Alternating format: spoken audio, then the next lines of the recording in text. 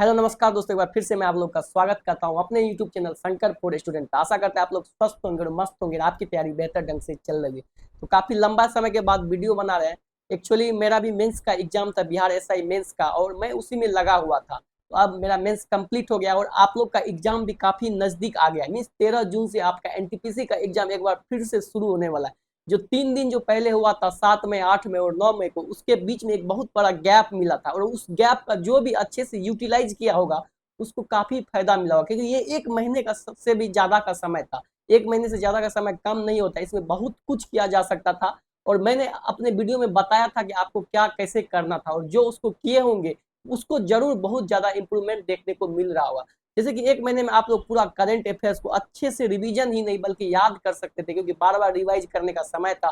Computer पढ़ सकते थे, साथ में मैथ रीजनिंग में जो भी चैप्टर छूटा हुआ था उसको बना सकते थे और अच्छे से प्रैक्टिस कर सकते थे। तो वो 1 महीने का समय काफी ज्यादा था।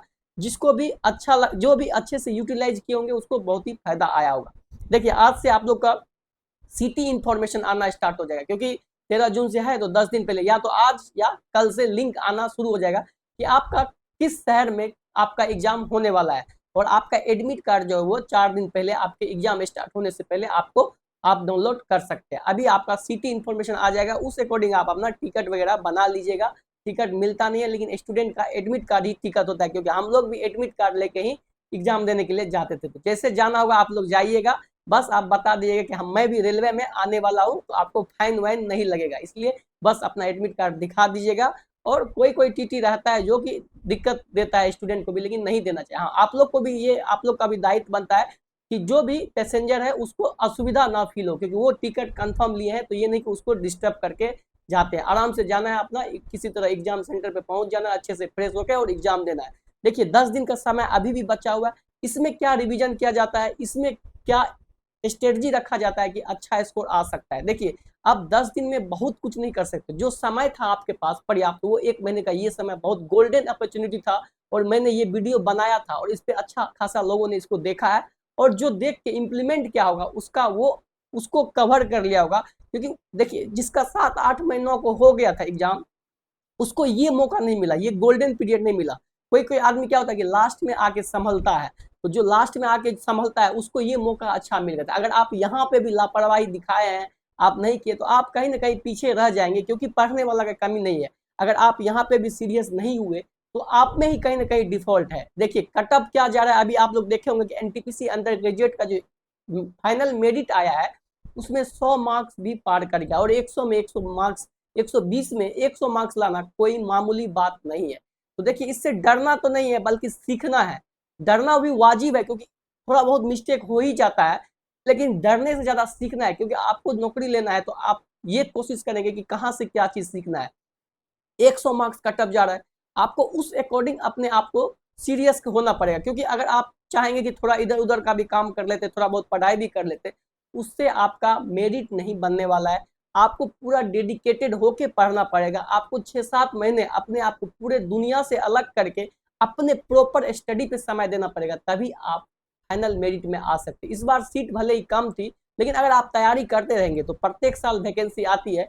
ऐसा नहीं, अगर आपका तैयारी अच्छा है, आप 90-95 1 नंबर 2 नंबर से भी मेरिट आउट हो रहे हैं, तो आपको तकलीफ होगा, लेकिन आपका सिलेक्शन 1 से 1.5 साल में कहीं ना कहीं हो जाएगा, क्योंकि आपका तैयारी अच्छा हो गया है। भले आपका नौकरी आपकी किस्मत के कारण थोड़ा बहुत छूट रहा है, तो ये नहीं है कि आपको अब नौकरी नहीं होगा। वहां से छोड़ना नहीं है, वहां से ये नहीं सोचना कि अब मेरे से नहीं होगा, अब मैं जाके दूसरा कहाँ। किसी किसी को फाइनेंशियल वीकनेस मतलब रहता है कि सपोर्ट नहीं मिल पाता है, लेकिन वहां पे थोड़ा स्ट्रगल कर लेना, किसी तरह मैनेज कर लेना, क्योंकि आपका सिलेक्शन इसमें नहीं तो कोई स्टेट या एनटीपीसी में, एनटीपीसी रेलवे में ही, एनटीपीसी नहीं तो ग्रुप डी, किसी में ना किसी में हो जाएगा। क्योंकि आपका तैयारी उस स्तर का हो गया है कि आप एग्जाम क्रैक कर सकते हो और आप नौकरी ले सकते हो। इसलिए वो सब फेज में घबराना बिल्कुल भी नहीं है।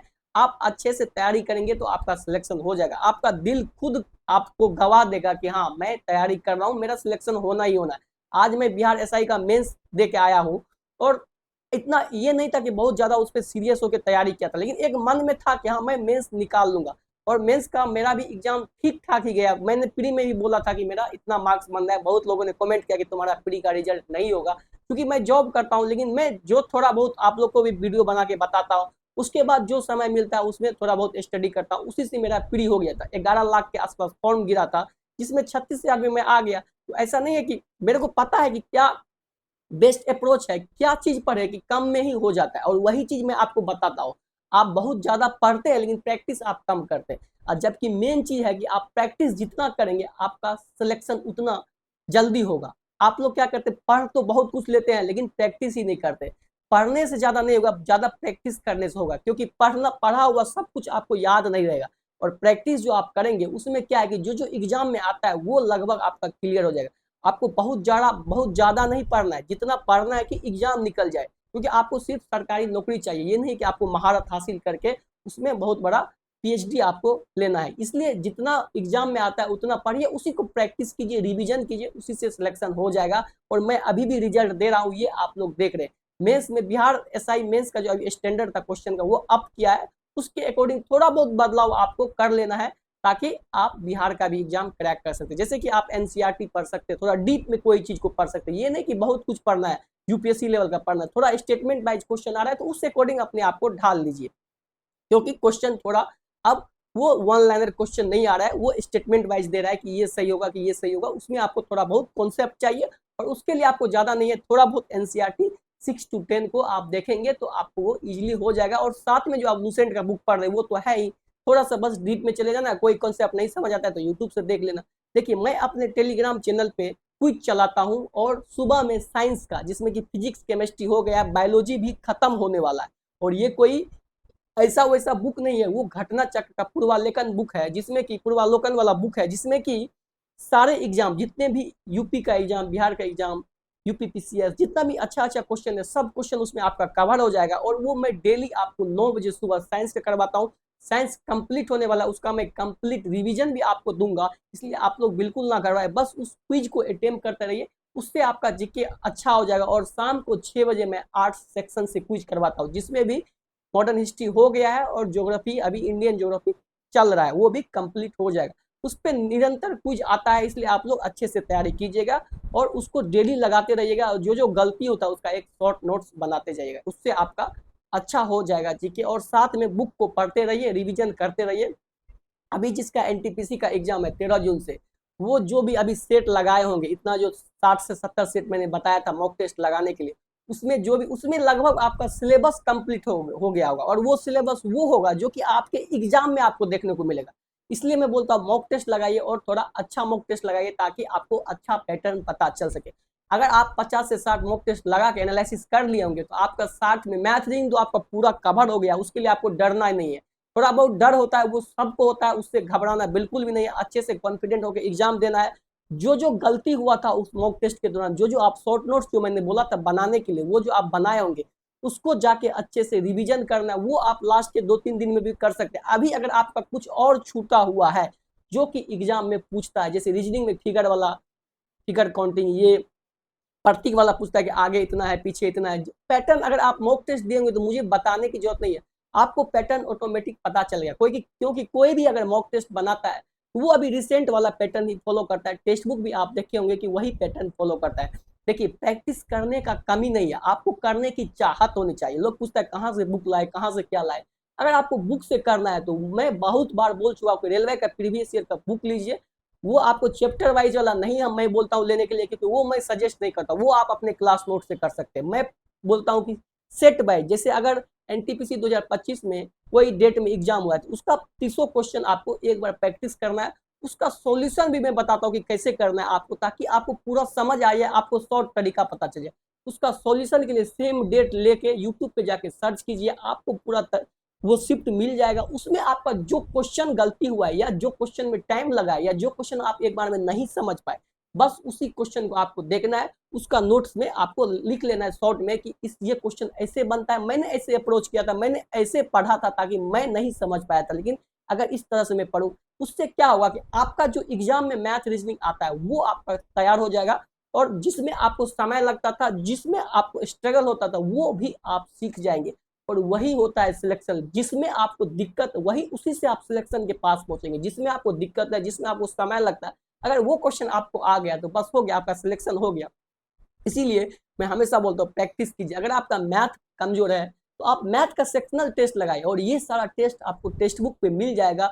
मैंने बहुत बार वीडियो में बताया, आप वहां से जाके देखिए, आपको सब कुछ अवेलेबल है। अगर आपको बुक से करना है तो बहुत सारा बुक है मार्केट में, जाइए एनटीपीसी 2025-24 का प्रीवियस ईयर ले आइए, उसका सेट बाय सेट लगाते जाइए, टिक आउट करते जाइए, जहां दिक्कत होता है उसका सॉल्यूशन कर लीजिए। दैट्स इट, यही है। आप 13 दिन में ज्यादा कुछ नहीं कर सकते हो। करंट अफेयर्स को रिवीजन कर लीजिएगा, क्योंकि 6 से 7 करंट अफेयर्स आपको देखने को मिलता है फ्री में, और वो मायने रखता है। मॉक टेस्ट अगर आप लगाए होंगे तो आपको स्पीड का टेंशन बिल्कुल भी नहीं है। अगर कोई स्टूडेंट पहली बार एग्जाम देने जा रहे हैं तो 4 से 5 मॉक टेस्ट सिस्टम यानी कि कंप्यूटर पे लगा लीजिएगा, ताकि उसको माउस पे हैंड फ्री हो जाएगा, क्योंकि वहां पे समय बहुत ही इंपॉर्टेंट होता है। अगर आप यहाँ से प्रैक्टिस करके जाएंगे सेम फॉर्मेट में तो आपको वहां पे दिक्कत नहीं होगा, क्योंकि आप ऑलरेडी यहाँ पे प्रैक्टिस कर चुके। तो जो फर्स्ट टाइम जा रहे हैं वो जाके कंप्यूटर पे 4 से 5 मॉक लगा लीजिएगा। अगर आप सीरियस स्टूडेंट है तो आपको इतना करना होगा, क्योंकि मैं खुद फर्स्ट बार जो देने गया था एनटीपीसी का एग्जाम, और मेरा पहला बार में सिलेक्शन हुआ था, तो मुझे डर लगता था कि माउस से कैसे मैं क्वेश्चन को टिक आउट करूंगा, और मैंने उस पर प्रैक्टिस किया था और मुझे हेल्प मिली थी। इसलिए मैं आपको बता रहा हूँ, जो भी चीज मैं बताता हूँ लगभग जेन्युइन बताता हूँ। ये नहीं चाहता हूँ क्योंकि देखिए आजकल बहुत लोग हैं कि आपको भटकाएगा कि ये कर लो, यहाँ से कोर्स ले लो, वो सब नहीं करना है आपको। कहीं एक, चाहे आपको फ्री में ही आप सब कुछ अवेलेबल, कहीं से मैथ का, रीजनिंग का कर लीजिए, उसके बाद जीके पढ़ते रहिए। एक बार जीके अगर नहीं होता है तो कहीं से आप देख लीजिए, कोई टीचर, सब टीचर अच्छा है, जिस पे ज्यादा व्यू है उसी का देख लीजिए। और सबसे बेस्ट तरीका, एक ही बार देखिए, उसको रिवीजन करते रहिए, तो मॉक टेस्ट पे जितना जल्दी आ जाएंगे वो आपको बहुत ज्यादा फायदा करेगा। क्योंकि मॉक टेस्ट ये नहीं है कि एक, ये पैमाना नहीं है कि कितना स्कोर आ रहा है, ये एक तैयारी का रास्ता है। अगर आपका गलत हो रहा है तो आप सीखते जाएंगे, और ये जो सीखेंगे वही आपको लंबे समय तक याद रहता है। और यही आप कोई भी जो भी सिलेक्शन ले आप उससे देख लीजिए, आपको मॉक टेस्ट ही सजेस्ट करता है कि इससे प्रैक्टिस कीजिए। चाहे जीके बनाते रहिए कहीं पे टिका, उससे क्या मिसलेनियस प्रैक्टिस होगा आपका, आपको याद होते रहेगा कि हाँ ये अगर आप एक ही चैप्टर का प्रैक्टिस करेंगे तो उसमें आपको माइंड चलने लगता है और वो क्वेश्चन आपसे बनने लगता है। लेकिन अगर आप मिसलेनियस प्रैक्टिस करेंगे उसमें आपका सारा चैप्टर एक साथ माइंड में आएगा, जिससे कि आपका सब कुछ रिवीजन होगा। इसलिए मैं बोलता हूँ कि साइड से सिलेबस तो पढ़िए, लेकिन साइड से प्रैक्टिस डेली कीजिए, वो आपको लंबे समय तक जाएगा और सिलेक्शन के पास ले जाएगा। तो मेरा स्ट्रेटजी यही है, और आप जो भी सिलेक्शन लिए आप सबको वही, वो लोग वही आपको बताएगा कि हाँ practice practice practice. Syllabus side से पढ़ना है, मैं सिलेबस पढ़ने से मना नहीं करता, क्योंकि सिलेबस पढ़ते रहेंगे और साथ में प्रैक्टिस करते रहेंगे तो प्रैक्टिस में आपका और स्कोर बढ़ते जाएगा। क्योंकि आप सिलेबस भी पढ़ रहे हैं, आप बेसिक भी ले रहे हैं, आप कॉन्सेप्ट भी लर्न कर रहे हैं और प्रैक्टिस भी कर रहे हैं। प्रैक्टिस इसलिए इंपॉर्टेंट है क्योंकि आप कितना भी सिलेबस पढ़ लेंगे, आजकल टाइम का खेल हो गया। अगर आप एसएससी में भी अभी देखेंगे कि 15 मिनट कर दिया, आप उसमें जिसका ज्यादा स्पीड रहेगा वही वहां पे कर पाएगा। भले ही कोई यहाँ पे मैथ का महारत क्यों नहीं, कोई कोई देखते होंगे कि मैथ घर पे कोई भी क्वेश्चन देंगे बना देंगे, लेकिन समय लेता है, तो वैसा अब नहीं चाहिए। वहां पे चाहिए कौन फास्ट बनाता है, और ये चीज आपको सिर्फ पढ़ने से नहीं होगा, ये चीज आप जब तक प्रैक्टिस नहीं करेंगे तब तक आपका नहीं होगा। इसलिए मैं बोलता हूँ प्रैक्टिस कीजिए। तो एनटीपीसी का जिसका भी एग्जाम है 10 दिन है, रिवीजन कर लीजिए। 4 दिन पहले आपको सब कुछ छोड़ देना है, आपने जो शॉर्ट नोट्स या कहीं पे कुछ लिखा है उसी को रिवीजन करना है। क्योंकि अगर आप लंबे समय से पढ़ के आ रहे हैं तो समराइज करने के लिए आपको 3-4 दिन चाहिए, और लास्ट के वही 3-4 दिन आपको समराइज करना है। उसमें मैथ रीजनिंग सबका कॉन्सेप्ट, चाहे कैलेंडर आपका छूट रहा है, ब्लड रिलेशन छूट रहा है, कुछ ट्रिक रीजनिंग का छूट रहा है, मिरर इमेज, वाटर इमेज, ये सब आपको उसमें मिल जाएगा। अगर आप मॉक टेस्ट लगाए होंगे तो आपका सारा कुछ रिवीजन हो जाएगा। बस कॉन्फिडेंट होकर एग्जाम देना है, अच्छा जाएगा। अगर आप प्रैक्टिस किए, मेहनत किए, सिलेबस को पढ़े हैं, नहीं पढ़े हैं तो थोड़ा बहुत गड़बड़ जाएगा एग्जाम। उससे आपको सीखना है कि मैंने नहीं पढ़ा, इसलिए मेरा इस बार एग्जाम अच्छा नहीं गया। वैकेंसी प्रत्येक साल आता है, मैं अगले बार से अच्छा एफर्ट करूंगा और अच्छा और जरूर सिलेक्शन लेके आऊंगा। तो यही है, वैकेंसी के लिए नहीं डरना है। सीट भले कम आ रही है, हो सकता है अगले बार सीट ज्यादा आ जाए या उससे अगले बार सीट ज्यादा आ जाए, और अगर तैयारी करते रहेंगे तो यहाँ नहीं तो वहाँ कहीं ना कहीं सिलेक्शन हो जाता है। आज मेरा ही देखिए, बिहार एसआई में भी रिजल्ट हो जाता है, एनटीपीसी में हो ही गया था, ग्रुप डी में भी हो गया था, बिहार पुलिस में हो गया था। तो ऐसे ही होता है, तैयारी हो जाता है। तो ये नहीं होता कि सिर्फ एक एग्जाम के लिए होता है, बल्कि वो सब एग्जाम में काम देता है। इसलिए तैयारी कीजिए और अच्छे से कीजिए, आपका सिलेक्शन हो जाएगा। जो भी प्रॉब्लम होता है कमेंट कीजिए, मैं कोशिश करूंगा आपको रिप्लाई देने के लिए। एग्जाम से रिलेटेड क्या कुछ अगर जानकारी आपको चाहिए कमेंट कीजिएगा, मैं आपको वीडियो या कमेंट के थ्रू आपको रिप्लाई करके बता दूंगा। इसलिए घबराना नहीं है, बस करना है। लास्ट समय है, डर डर डर सबको लगता है। चाहे आज मैं सिलेक्शन ले लिया, लेकिन उस टाइम मुझे भी डर लगता था कि आखिर कैसे सिलेक्शन होगा। इसलिए डरना बिल्कुल भी नहीं है, कॉन्फिडेंट होकर जाइए। सबके साथ यही सिचुएशन है, जो सिचुएशन आप फेस फेस कर रहे हैं वही चीज सब फेस कर रहा है, इसलिए अच्छे से जाएंगे, कॉन्फिडेंट होकर तैयारी कर किए हैं तो जरूर अच्छा जाएगा। और एक चीज अभी ये चीज आपको मोटिवेशन लेना चाहिए कि 8वां वेतन लगने वाला है, तो जो सैलरी आप देख रहे हैं उससे 15 से 20 हजार उसमें और एक्स्ट्रा कर लीजिएगा, क्योंकि आपका सैलरी बढ़ के मिलेगा आपको। इससे आपको और मोटिवेशन मिलेगा कि हाँ आज जो मैं, अगर आप ग्रुप डी भी ज्वाइन करते हैं तो आपको अच्छा खासा सैलरी देखने को मिलेगा। और ये सब चीज़ मोटिवेशन है। अगर आप यहाँ से ये देखते हैं कि अभी आज मैं नौकरी लेता हूँ तो एक अच्छा सैलरी, जहाँ आज आप 5 हजार 4 हजार घर से लेके किसी तरह सर्वाइव कर रहे हैं, अगर मेहनत करके नौकरी ले लेते तो वही आप 50 से 55 हजार ग्रुप डी के पोस्ट पे आपको मिलने लगेगा प्रत्येक महीना, और आप अपने फैमिली को अच्छे से सर्वाइव कर पाएंगे। जिस फैमिली से आज आप पैसा लेते हैं, एक दिन तुरंत बहुत जल्द ही अगर आप मेहनत करेंगे तो वो मौका आएगा कि आप अपने फैमिली को पैसा देंगे, और वो आपको अच्छा फीलिंग आएगा कि आज मैं अपना घर परिवार चला रहा हूँ और खुद भी अपना लाइफ जी रहा हूँ। यही होता है, ये सब चीज मोटिवेशन के लिए होता है। ऐसे मत सोए रहिए, पड़े रहिए, अच्छे से करेंगे तो हो जाएगा। अगर सिर्फ सो के सोचते रहेंगे कि कैसे होगा कैसे होगा, तो वक्त भी जाएगा और कुछ हासिल भी नहीं होगा। इसलिए जब तक मेहनत नहीं करेंगे तब तक सिलेक्शन नहीं होगा, ये चीज आप अपने माइंड में डाल लीजिए। मेहनत कीजिए, रगड़ के मेहनत कीजिए, 6 से 7 महीना सीरियस हो जाइए, कहीं कुछ नहीं रखा है। अगर 6 से 7 महीना दे देंगे तो सब कुछ, उसके बाद शादी भी आपका बहुत ज़्यादा, मतलब अच्छे घर से रिश्ता आने लगेगा, सब कुछ आपको लाइफ में जो चाहिए वो एक आपको नौकरी से दिला देगा। चाहे आप बिहार यूपी कहीं से भी बिलोंग करते हैं, प्रत्येक स्टेट में गवर्नमेंट एग्जाम, गवर्नमेंट जॉब का जो है डिमांड ज़्यादा है, वो आप लोग को पता है। इसलिए अगर आपको जितना भी परेशानियाँ आपके पास, आपका हेल्थ को लेके कुछ भी है, अगर आप नौकरी ले लेते तो आपके अंदर वो खुशी आ जाएगा, आपका सारा प्रॉब्लम दूर हो जाएगा, आपके घर और आपके अंदर वो खुशी मिलने लगेगा जिसकी आप तलाश में है। इसलिए अच्छे से तैयारी कीजिए और सिलेक्शन लीजिए। तो आज के लिए बस इतना ही। एग्जाम से रिलेटेड कोई भी प्रॉब्लम हो कमेंट कीजिएगा, मैं जरूर रिप्लाई करूंगा। आज के लिए बस इतना ही, धन्यवाद।